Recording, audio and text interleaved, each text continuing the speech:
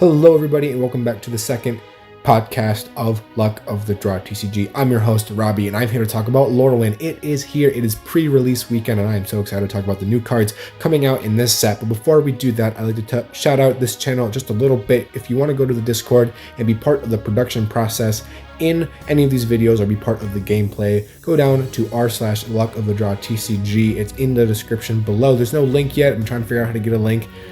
Kind of a little bit of a struggle bus right there, but if anybody has any tips to do that, it'd be much easier to access. But that is the RL in there, or the r/ whatever you call it on the Discord, to get in there and talk to me and the people who are on the gameplay video last week and be part of the Lorwyn gameplay coming out either Sunday or Monday, wherever I get to editing it, or be part of next week's podcast, as this is this week's podcast and we are going to talk about Lorwyn. But again, before we do that, if you like this content and you like the content I like to post, which is cEDH videos and talking about cEDH cards, please like and subscribe. It tells me that I can continue to produce videos like this and other people enjoy watching them.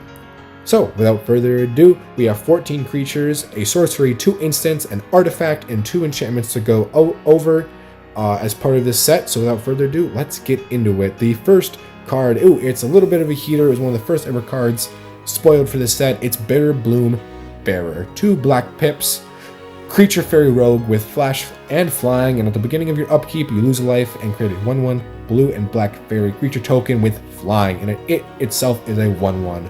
So this is one of the first cards, like I said, ever spoiled for the set. One of the best cards in the set. How does it apply to cEDH? Well, first of all, it goes in a lot of Tymna game plans. It makes flyers that hit your opponents very easily and draws you a lot of cards in your post-combat maneuvers. Another deck I see this going in a lot is Dargo lists that run black, which is mostly all of them. All of the Dargo lists I see, which is either Dargo Rayhan or Dargo Thrasios. Well, I do see some Dargo Thrasios, but that one's not black. Dargo Tymna. And I already said this is probably a Tymna card, so saying it goes in Dargo because itself is a creature that you can sacrifice, and itself makes bodies to sacrifice. I think this goes in a Dargo Rayhan or Dargo Tymna. It's probably Dargo Tymna a little bit more. Like I said, with the Tymna game plan, you get to draw some cards with some flying attackers. But it is a very good payoff effect if you're trying to cast Dargo early and trying to get Dargo out as fast as possible in a Dargo list. Another deck I could maybe see this in is Gaia's Cradle decks, but I don't know a lot of Gaia's Cradle decks that run black. I don't know if it's like a green-black one. I don't know if Gitrog wants this, like that was on the channel last week. I don't really know if any Sultai decks want these. Any like Thrasios Francisco or Thrasios Tevish lists really want these. But those are maybe the only Sultai. Maybe Ukama Food Chain. Like Food Chain wants this. Ukama Kazur maybe wants this. Does it? I don't know if that really goes in that deck. Those are kind of all the decks I see it kind of going as a part of, kind of making it. I think that's just kind of its home. It's just like kind of like Tymna game plan or Dargo game plan, or maybe like a Gaia's Cradle plan. Another deck I maybe could see it in because it also runs Bitter Blossom, the tribal enchantment that this is basically like a functional reprint of, is Talion, because there might be some fairy synergies between Talion and Bitter Bloom Bearer, and that deck primarily already runs Bitter Blossom, so this could be just another effect if you want multiple of them. I don't know. I don't play Talion. I don't ever expect to play Talion. I'm not the Demir player at the table. One deck that I am kind of the pilot of is Tymna Thrasios, and I don't think this really goes into Tymna Thrasios. I don't see it being used in Tymna Thrasios unless I go Cradle Tymna Thrasios Super Cradle deck, unless I turn into one of those decks, maybe as the meta kind of shifts, but I don't really think this has a home in one of those decks. But like I said, Tymna Dargo, Dargo Rayhan, or some sort of Gaia's Cradle list, I see this card going in most predominantly. I do think it is a really, really good card, and its price is fairly cheap. Like a card like this, I feel like it'd be going for like $30, $40, with the way that it kind of synergizes with other commanders. But being at a $20 price tag is like super nice, super chill, and a very, very good card to try to put in your decks, especially in the ones that I've named. So the next card we have is Burgrid, Colossian's Heart. I don't know how to say that last word. I'll put it up on screen so you can try to pronounce it yourself.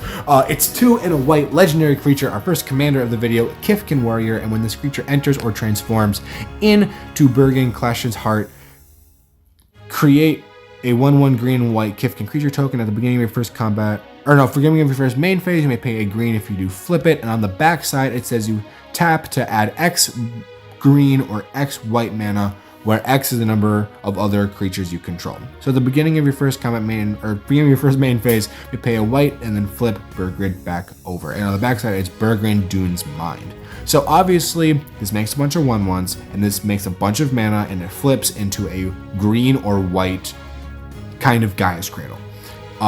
I have a deck that I'm going to be running on this week's gameplay video that is helmed, I'm going to be playing this deck. I built a Selesnya deck from this commander as kind of like a Gaia's Cradle Turbo Selesnya deck that likes to use a bunch of little small creatures to make a bunch of mana from this Gaia's Cradle's effect, and goes infinite with Food Chain. There's a couple of like land entering combos, and there's also like a Staff of Domination and an Umbral Mantle, and there's a couple other like pretty classic Selesnya ways that people like to win the game. I could also see this going in a lot of like Bant Gaia's Cradle deck. It's another Gaia's Cradle. It makes 1/1s off itself. It's super easy to get out. I think this just goes in a lot of Gaia's Cradle strategies that are playing white instead of red. Like maybe you want this in like Aang the Crossroads. Maybe you want this in Yoshi Thras. I just see this going in a lot of Selesnya decks that value Gaia's Cradle type effects, or being its own commander that could be really, really strong if you play flicker effects, if you play Food Chain infinite combos, or if you try and just putting it as a Selesnya good deck for the extra value and using the traditional Selesnya combos in cEDH. I love this card a lot. I think it's one of the better cards in the set. There's a lot of value, there's a lot of upside, and one of the better things it can do is just produce a bunch of mana and make smaller bodies to use. This isn't Thras with Cinema Colors. Speaking about my deck a little bit, I don't think it's going to go in there, like I said, unless I kind of make my deck a Gaia's Cradle deck. I don't really think it belongs. So, super cool card, a lot of value. I could see this being a pretty decent staple if it stays in the format and it kind of does its thing as a kind of like our fourth Gaia's Cradle, because you're running Growing Rites of Iklimoc, you might be running a Vendo, you might be running Gaia's Cradle itself, and you're probably running, what's the other one? Growing Rites, a Vendo. No, is that all of them? I think it's all of them. All of the Gaia's Cradle type effects. This just kind of becomes your fourth Gaia's Cradle in the deck that you are going to probably want to cheat out and make a bunch of mana with, or go infinite with, because there is definitely some infinite combo potential with this card alone. Going on to the next card, we have Irdu, Carrier of Dawn, 3 and 2 white legendary creature, elemental god, and with flying, lifelink, and creature spells you control have convoke. At the beginning of your first main phase, pay a black and transform it into Isalu, Carrier of Twilight, flying, lifelinking. Other non-token creatures you control have persist. In the beginning of your first main phase, pay a white if you transform it.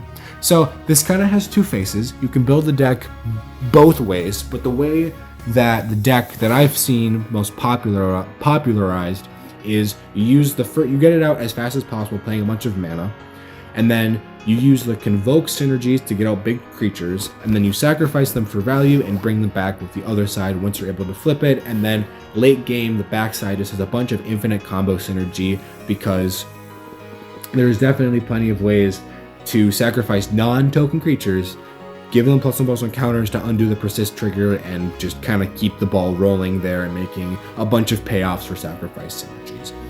I don't see this really going in a 99. I think it's just more of a face commander that could be a really, really cool option if you want to put it in your command zone.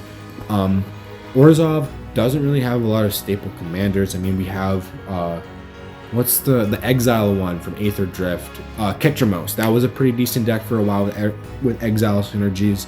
There was also Lotho, which is a legendary creature on its own, but that is just kind of like a value engine, if anything, out of Orzhov. I think this is one of the first Orzhov like playable commanders that is a good cEDH commander. If you build it right, in the right kind of combos with the right pilot, it can probably sneak its way into a nice top 16 in the next year. I don't think it's going to win a tournament, but a top 16 I am looking out for from this deck if people play it right.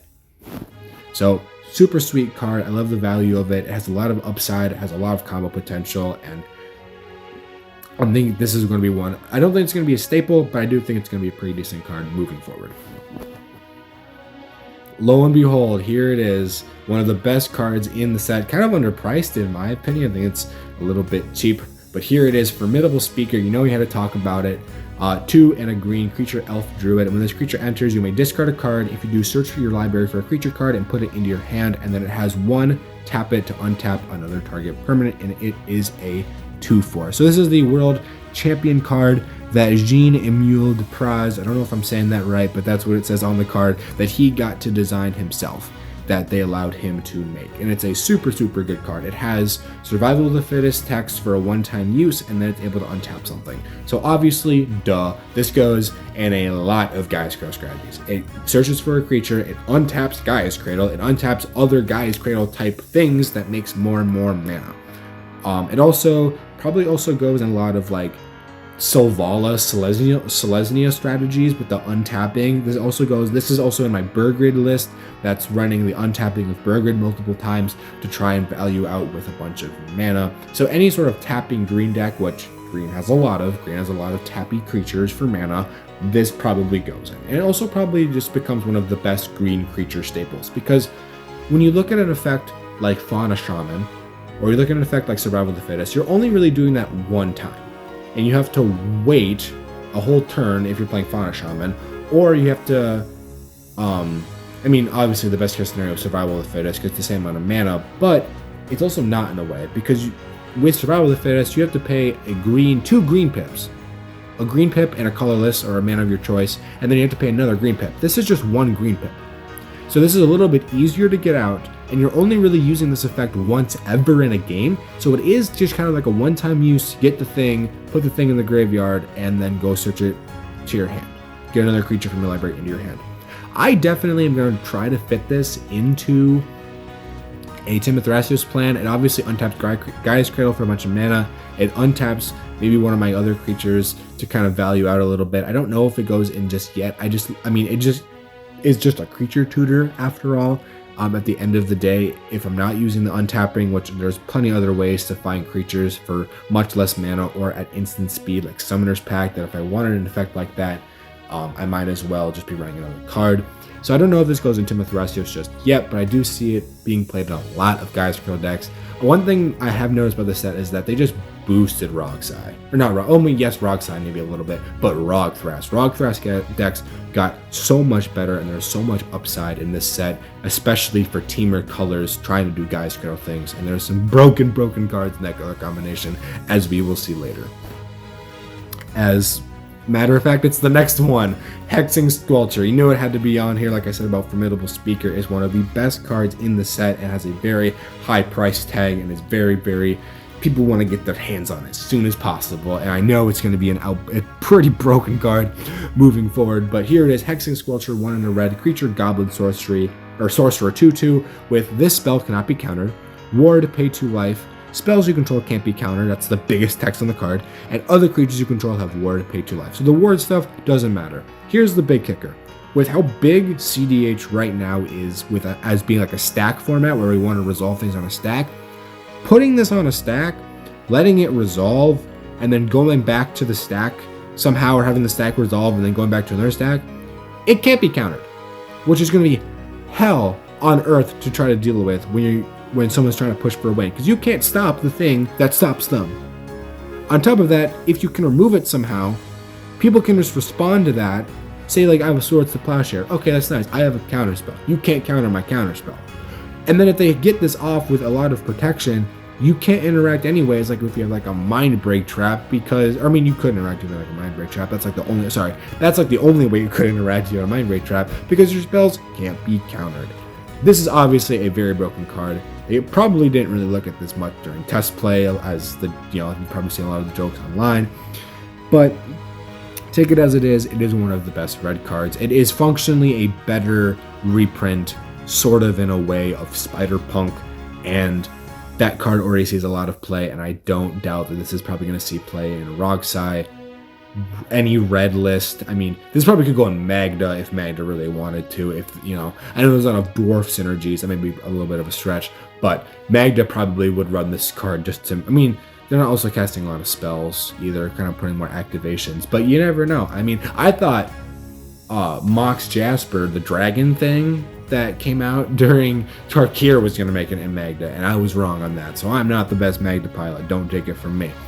But this just obviously goes, this is like a 99% red staple in any format, basically. This kind of breaks casual. It kind of breaks the integrity of casual a little bit. So I do think this is just a strictly cEDH card that I think just kind of broke through the cracks a little bit. And if you want more insight on this video, I would go recommend checking out comedian MTG's thoughts about it. He has like a 10-minute video, 20-minute video talking about the effects of this card. Obviously, more than what I have to say. I just think it's kind of a broken red card that's going to be seen in a lot of decks, and it's going to be kind of difficult to deal with. And I think it kind of was kind of a design mistake, and I think it kind of belongs in its own realm. I think it has the potential to probably be banned. Probably be, after a couple months of testing, people finding out, yep, this is for surely broken. It might get banned. Honestly, like, Magic might have made a mistake with this one, but take it for as it is. As like I said, we just kind of got to look at it and be like, yep, it's a good protection spell. And who knows, maybe we found out that removal, like on-board removal outside of counter spells, is more better than we thought, and maybe the person doesn't have as many counter spells as we thought, and they really can't, protect their hexing squelcher as well as they can, and this just becomes like maybe like a kind of just cheap payoff to try to protect your board, and then it's actually more removable than we thought. Maybe we don't know. There's a million ways that this kind of scenario of this card being in the Magic cEDH meta is going to play out, but I do see this being kind of annoying to kind of deal with. But I don't want to just talk bad about this card. Like I said, it is a really, really good card. I'm kind of repeating myself here. And it kind of belongs in every red deck, so let's just move forward. Ooh, this card is very, very interesting. I just learned about this card just like a couple days ago, and I didn't really think it had a lot of cEDH potential, but oh man, I think this could have some definitely potential, especially in Winota type strategies, which is kind of a fringe deck nowadays with how the meta has kind of been shaping. But is Kinscare Sentry, 1 in a white creature Kifkin Soldier with first strike and lifelink. It's a 2/2, and it has whenever this creature attacks, you may put a creature card's mana value X from your hand onto the battlefield tap, where X is the number of attacking creatures you control. So it's an attack trigger, and it gets things on the battlefield for Winota to trigger or attack with next turn. This obviously goes in a Winota strategy. I don't think this goes in any other kind of Boros deck. I don't really see this going in Gaia's Creel decks. This is kind of like a one-hit wonder. It goes in Winota, it gets something on the battlefield for Winota to trigger, and this puts another thing into play for Winota to use maybe on a later turn, or this is just another attack trigger that puts things onto the board and is able to put Winota, or put triggers on the stack for Winota to use later on, as you kind of go through your combat steps with Winota. So this is kind of like a one-hit wonder card, not much to say. Doesn't go in a lot of other strategies outside of Winota, but if you are a Winota pilot, this is probably pretty good for you. Ooh, here's another Boros card that I'm super excited about. Kyrol, Attentive First Year 1 and Hybrid Boros mana, 2 of them to be exact. Legendary creature, Vampire Cleric, another commander, which I do think kind of belongs to the command zone, and this is its only ability. Tap 2 untapped creatures you control to copy target triggered ability you control. You may activate new targets for the copy. You may choose new targets for the copy and activate only once each turn. So I do think there is a world where you could go infinite, making infinite creatures, because if you keep copying Kyler and then making like 1/1s out of the effect, you can double the 1/1 trigger, which then you can, with the copy of Kyrol, copy the original trigger to make a copy of it, which when you make another copy of it, you make another token of it, like a token doubler of some sort of effect. And you can just kind of go through a loop of infinitely making infinite triggers to make infinite enter the battlefield effects for like a Goblin Bombardment or a Impact Tremors or something else that just kind of pings your opponent infinitely.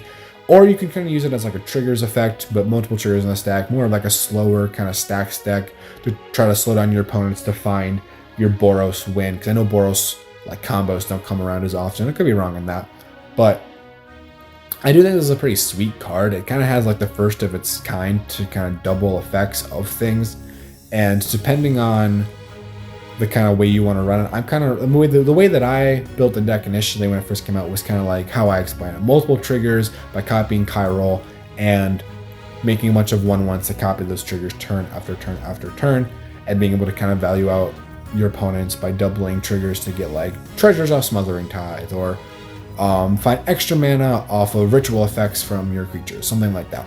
I do think it has a lot of upside, a lot of potential to kind of be a good commander in a Boros strategy, or I also get to see this going in Winota again, just being able to double a Winota trigger that goes in the stack whenever you attack. So good card, pretty decent.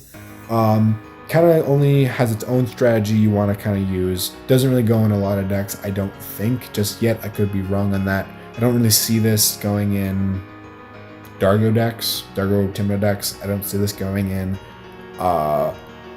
any sort of Naya deck. If Rocco wants to play this, Rocco, Cabaretti, Katatir, so kind of its own deck, kind of its own strategy with the copying effects, and kind of doubles Winota triggers. That's about it. Another great Boros card that I think is going to see a lot of play in the next year and with the upcoming Lorwyn set. Now this card is kind of my own personal amusement card. Another creature, Lava Leaper, 3 in a red, creature elemental 4/4. With all creatures have haste, and when you tap a basic land for mana, that player adds 1 mana of any type that land produce. So this is a world effect. Whenever a player taps a green mana or a forest or an island or a mountain, they make another land of it. And I'm not just saying like that type, like it has to be a basic land type, obviously.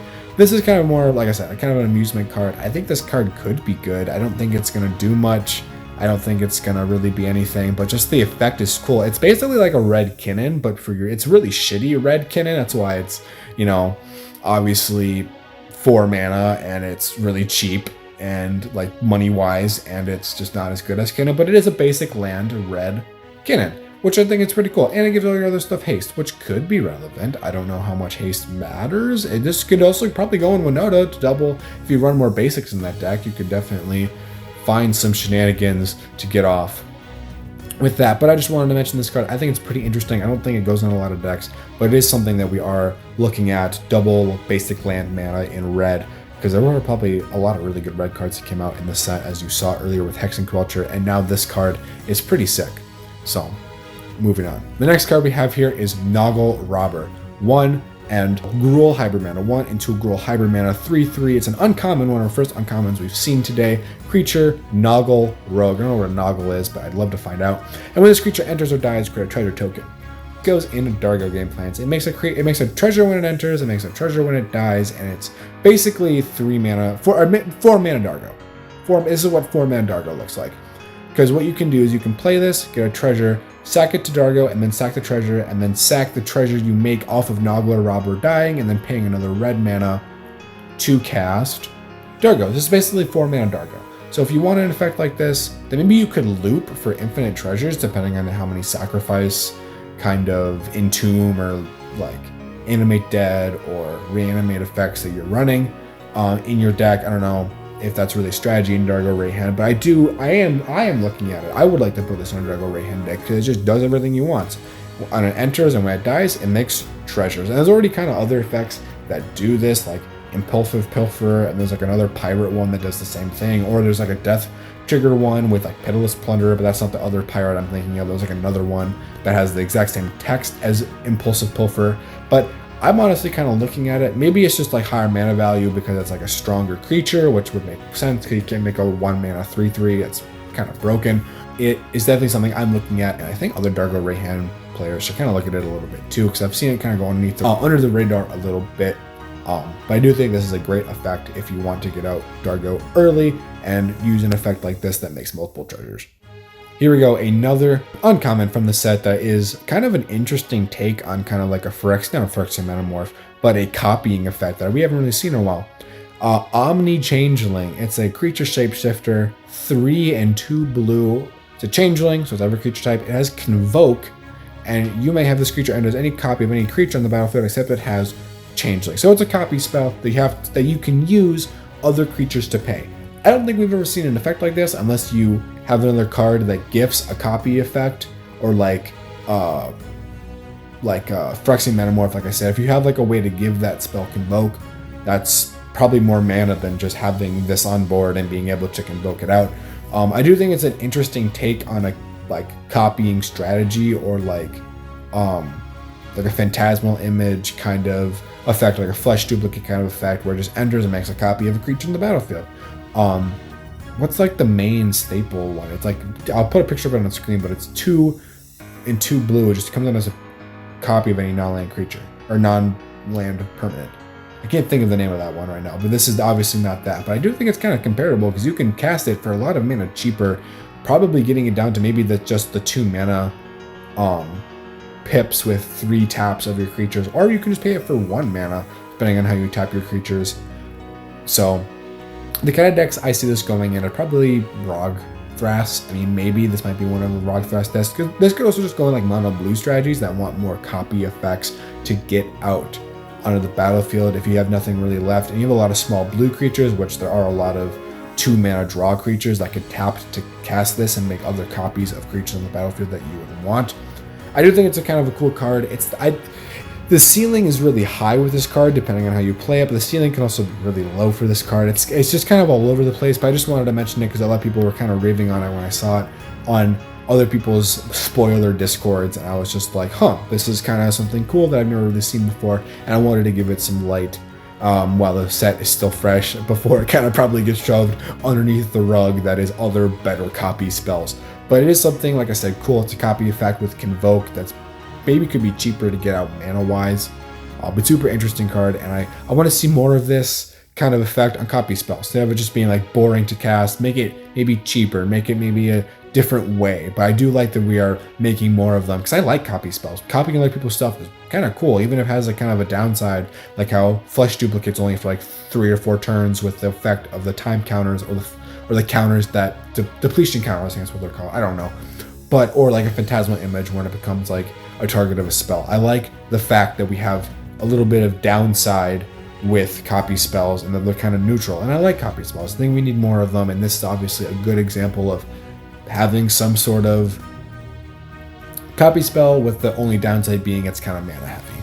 So cool card. I can't wait to see more of it. Ooh, this is an interesting kind of commander that I saw a super cheesy deck list online that is technically cEDH. It does win the game, and I'll explain it right now. Sonar, I think that's how you say it. Sonar. Initiative, first year 2, and 2 is it hybrid mana. Legendary creature, goblin sorcerer. At the beginning of your first combat main phase, or beginning of your first main phase, combat main phase, I guess. Reveal cards from top of your library to revealed X non-land cards, and X, where X is the number of colors among permanents you control. For each of those colors, you may exile a card of that color. From among the exiled cards, you may cast those spells this turn.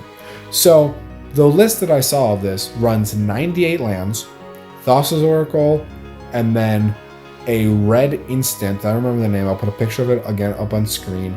That just says exile cards from the top of your library to get a non-land, and they stay exiled. They don't go back in your library. And you may cast a non-land card that you find for free if you control mountains equal to that card. So obviously you play a lot of dual lands, like lands that make 2 or more mana, like Ancient Tomb effects, or you play City Trader effects in like blue or red. You get this out like probably turn 2, turn 3, turn 4. You're not playing anything else but just 98 lands and Thassa's Oracle and the other exile card. And your whole thing is you play Sonar. You have to wait for it to resolve for a turn, which is kind of stinky. But once you do, you win the game. That's basically what this says, because you exile until you get a blue card, Thassa's Oracle, the red card, the exile card. Put the Thassa's Oracle on the stack first, put the red card on the stack second, resolve the red card, exile your whole library, Thassa's Oracle trigger, win the game. So it is kind of a cheesy Is It deck, but I honestly would like to see this deck in effect. I'd love to see just like the weird kind of Is It builds you see out of this. It's kind of a different take on a Is It deck that you might find in cEDH, where it wants to cast things off the top of your library, which could also probably be a really popular Is It effect, because Is It has a lot of impulse draw effects, kind of Team or 2 as well. But I just want to put some, like I said, I've said for a lot of cards, you want to put a little shine on this card just a little bit. I'm thinking about it in cEDH as a commander, as kind of like a fringe commander to do the combo with the red card that exiles everything. It's kind of weird. It's also kind of cool, and I would love to see a pilot take this deck to the extreme. The next card we're going to be talking about is Scruzback Scrouger. I don't know how to say that. I probably pronounced it really wrong, but it's a 1 and a red goblin warrior creature with, at the beginning of your first main phase, you can blight 1. If you do, create a treasure token. It's a 3/2. Again, this has I make treasure token effects, which I think may be good for Dargo. That's just kind of it. It makes treasure tokens at a pretty efficient cost for a 2-mana creature, and you can put the counters on itself twice, and then probably in response to one of the -1 trigger, because it happens at the beginning of your main phase, you can use it to sacrifice it to a Dargo cast, which actually might be at flash speed, but essentially this pays a little bit into Dargo decks. That's kind of the only thing I saw with this card, is that it makes treasure tokens at a cheap cost, and it's a body for Dargo. I don't know if that's a card that anybody's kind of looking at. I've seen Dargo lists, they want to run more cheap creatures, because then if you have 2 mana, you don't have to, like if you spend 2 mana on 2 mana dorks, that's instantly 4 mana for Dargo, instead of having to pay 2 mana, make a treasure token next turn, and then you have to wait a whole turn cycle to get out, Dargo effect. But also it's kind of like repeatable. If you have a way to buff its power a little bit with maybe +1/+1 strategy somehow and repeatedly get treasure tokens, or reanimate it from the graveyard to continue getting the first main phrase triggers to get more treasure tokens. It is something, I thought it was something looking at Dargo, maybe not so much, but I think it is a pretty sweet effect of just making treasure tokens turn after turn after turn, you can repeat the cycle over and over again. I think this is the last card of the creatures before we get into the final non-creature cards that we're going to be able to get into, and this one is our first evoke card. It's Vibrance, 3 and 2 red and 2 green, creature elemental incarnation, 4/4, with whenever this creature enters, if 2 red was spent to cast it, it deals 3 damage to any target, which is pretty good lightning bolt effect. But the other one is way better, because this goes in so many Gaia Scale decks. When this creature enters, if 2 green was spent to cast it, search the library for a land card, any land, reveal it, put it into your hand, and shuffle. You gain 2 life, and you can evoke it for 2 Gruul hybrid mana. So you obviously want to evoke this out, grab your Gaia's Cradle, and go through a Gaia's Cradle loop. It's just another land tutor for Gruul decks. I don't think this goes in a Tali, because if you flip into it, it's negative, you don't do anything with it. But I do see this going, obviously, in a lot of Rog Thras lists, because it's just another Gaia's Cradle tutor. Like I said, Rog Thras kind of got boosted in this set. Like, we got Formidable Speaker, we got Burgrid if you're running Bant Gaia's Cradle, we got the Hexing Squelcher, we got this card to go find lands. I think there's another card in this list that also has a lot to do with Rog Thras and that kind of teamer meta going fast through Gaia's Cradle loops. But this is obviously just a land tutor that find Gaia's Cradle to go through your Rog Thras turns at an efficient rate. I think Evoke can be done at flash speed, so you can do this on the stack if you're trying to get Gaia's Cradle out quickly, or if you're trying to do it in response to something. Obviously, I don't think you can play lands at flash speed. I don't think that's a thing, but you could definitely do this in like an end step. I think you can evoke this out on an end step. I think Evoke is a flash alternate cost. It can be done at any time, so you can do this definitely in your end step to have out next turn. If there is some sort of, like you have mana left over, you don't want to spend it during your turn, you can flash this down like someone's end step and get your Gaia's Cradle for next turn. So I don't think this just goes in Rog Thras, but I do think it's just like the main home for it. Like I said, a lot of cards in the set going in Rog Thras strategies, and I'm actually super excited to see where this card can go, maybe in other decks, because I want to see this kind of go in another deck where you want to find lands as important as Gaia's Cradle outside of Rog Thras. I'm kind of getting tired of talking about Rog Thras a little bit in this episode, but kind of repeating myself, a little bit of broken record. Gaia's Cradle tutor, another one that I think a lot of people are going to be able to use. Our first non-creature spell, Sorcery, Celestial Reunion, X and a green. As additional cost to cast a spell, you may choose a creature type and behold 2 creatures of that type, which means you choose 2 of them on the battlefield or reveal that type from your hand. Search your library for a creature card with mana value X, reveal it, put it in your hand, then shuffle. If the additional cost was paid of beholding 2 creatures of the same type, put it on the battlefield instead of putting it into your hand. I don't think this is going to be a very good effect, but it is a green 2 tutor technically with X and its cost that if you somehow run a tribal elf deck, which I think a lot of Selesnya Stilvala decks do, or if you're running some sort of because I know that one of the most popular creature types is like humans. If you find yourself having a lot of humans in your deck and you have the chance to just go find a human in your deck, so you have humans in hand, that's another great effect. I think this is one of the worst creature tutors. Like if you were to compare this against Harmonize, or no, that's the ability. If you were to compare this against Nature's Rhythm, Finale Devastation, Green Sun Zenith, Court of Calling, it's definitely the worst one of its effect, but I do think it's kind of interesting in the way that it presents itself. I do not think it's going to be $15 because on Moxfield it said that it, like the pre-sale price is $15. I think it's going to be like less than $5, honestly, when people kind of see its downside. But cool card. We are thinking about it, maybe for tribal decks. The next card we're going to be talking about is another. Oh, I thought there was going to be one other Logfest card. This is probably another Logfest card, or it's just like a good blue card. Glen Alendra's Answer. 2 and 2 blue, and this spell can be countered, and you counter all spells your opponent's control and all abilities you control on like the stack, and you create 1/1 black fairy tokens equal to the number of spells and abilities countered this way. So I think this goes in Rogthras, obviously, because it makes a bunch of 1/1s when you counter a bunch of stuff. The only problem is that it's kind of mana heavy. It's kind of like Mindbreak Trap in a way where you can kind of get everything off of the stack and it can't be countered, depending how the stack is resolving.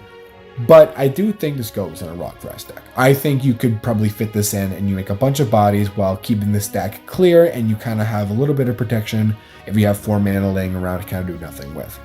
So, super interesting card. I haven't seen anybody play this in a Rogthras deck like at all kind of yet, but I do think it is a good answer to like an entire stack, or if you want to play it in your deck, if you want an effect that counters everything on the stack that your opponents control, and make a bunch of bodies out of it. So cool card. It's kind of interesting, really similar. It's kind of like downgraded Mindbreak Trap a little bit. So I do expect to see some kind of cEDH play in that regard, as it's kind of like a baby Mindbreak Trap. So if you want multiple effects, you can have that. But super sick card and kind of a different take on a counter spell in the new Lorwyn set. Getting down to the last 3 cards here, we have Verdeutsch Core. I just learned about this card again a couple of days ago, as people kind of like ignoring it. It doesn't really look as anything on the surface, but a 3 mana rock that's also a changeling. That sounds like a Magda card, because this is technically a dwarf that helps you go with your infinite, what's the Clock of Omens lines, or a couple of your other infinite lines being infinite mana or infinite treasures. If you don't know what this card does, it's like I said, Verdeutsch Core, 3 mana. Kindred artifact shapeshifter, so it has changeling and it has tap to add 1 mana of any color, or you can tap 4 mana and make it become a 4/4 artifact creature until end of turn.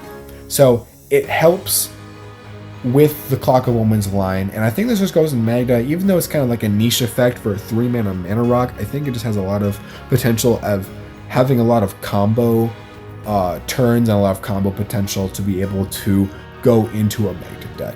Not a whole lot to say outside of I think it's just like a Magda card, and I think it's a super interesting effect, and it's one of the first changeling artifact mana rocks that can also turn into a creature in a while, so I could see this seeing a lot of play in a bunch of different formats.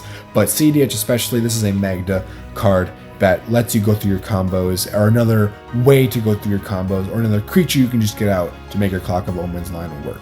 So super interesting card. I want to see how this plays in Magda a little bit, or if it gets run at all. Like I said earlier in the video, I'm not the best Magda pilot. I've been wrong on multiple Magda cards before, but I saw some people talking about this in a Magda strategy, and I think this is a great opportunity to have another mana rock that goes infinite for your Magda turns. Second to last card here, getting down to the enchantments. We have More Song Araya, 1 and 2 black. Players can draw cards or gain life. At the beginning of each player's draw step, the player loses 3 life, searches their library for a card, and puts it into their hand, and then they shuffle. So this just replaces a draw effect with a tutor effect, and obviously, if you're playing into a, what's the opposition agent world, because that was now mostly the meta, this could be a really good way of 3 mana every turn you get a card. That's pretty good. So that's kind of the only card it kind of like pairs up with. Being able to have an opposition on the field and then playing this. I don't see it doing out much, because usually cards that are kind of group hug in this strategy of being able to say, oh, everybody gets tutors at the beginning of the turn is not usually the best effect, but also could be funny. I would love to see this card be used as a way to kill someone because they have 2 life at the very end of their turn. Like, oh, you lose 3 life. You have to. And then they can't really do anything in response to the ability. So that'd be kind of funny to see. But like I said, with a opposition agent kind of world, we're going to probably see this effect a lot more being used, or see the actual legendary creature come out, because there's people talking about this is like a functional reprint of another legendary creature that came out in the original Lorwyn set. So I think this would be super fun to see, like I said, in opposition world, and I want to see the kind of stupid things that happens in games with cEDH going forward, looking at Lorwyn commander decks with mono black strategies being able to just screw over their opponents with opposition agent and forcing themselves to get more cards. And then I think the player still loses the life, which is also kind of sad. They lose 3 life and then you just get a card out of their deck, which I think is super funny, which could lead to so many just quick combos being turned on at the flip of a dime using this card. Or now I'm thinking about it too, Azula being able to copy it twice, and then opposition agent being able to 6 life and then 2 cards. Oh, sounds literally broken. That just came to my head as I was thinking about this. I was like, man, that sounds super funny. If I could copy this, I'm like, oh yeah, Azula copies spell. So if you have a way to flash it in with a copy, that could be so funny, and some sort of like stupid strategy you get off against your opponent. Dude, that sounds so sick. The last spell we have here today actually comes from the Commander deck's Spring Leaf Parade. X and 2 green enchantment. When this enchantment enters, you make X/1/1 shapeshifter creature tokens with changeling, and then creature tokens tap to add 1 mana of any color. It, again, is a Rogthrust card. It makes creatures for Gaea's Cradle that then tap for mana, and depending on if you have a Kinnan or if you have a Badgermole Cub, they could be tapping for 2 mana, and then you're making a bunch of mana to go into a Gaea's Cradle, or not just Gaea's Cradle, but just make a bunch of mana to put in Thraser's activations and getting lands and doing this and doing that. This is just a pretty functional, like, down to earth. Like, let's not sugarcoat it. It's a good card that belongs probably in a lot of strategies for mono green or green decks in general, but obviously the pinnacle of it with its ceiling being so high with double mana production in Kinnan, Badgermole, or having just a way to make maybe infinite tokens for infinite mana on another turn, or if you give them haste and being able to put that into Thraser's activation. So the ceiling of this card is basically combo oriented, getting things out in a Rogthrust deck, and being another card that just gets out multiple bodies for Rogthrust to use to make mana and kind of go through a huge splashy mana turn.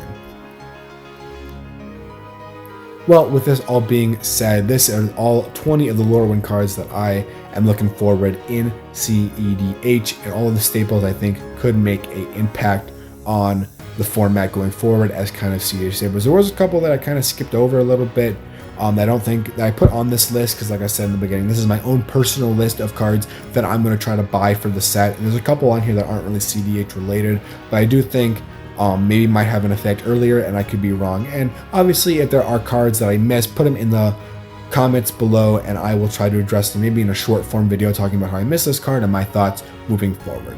I'm going to say this one last time: if you want to be part of the production making process of these videos, hit up the Discord. The r/ is in the description below, r/Luck of the Draw podcast. And if you want to see more content like this, like and subscribe. That tells me I get to be making more videos like this for people like you who watch them.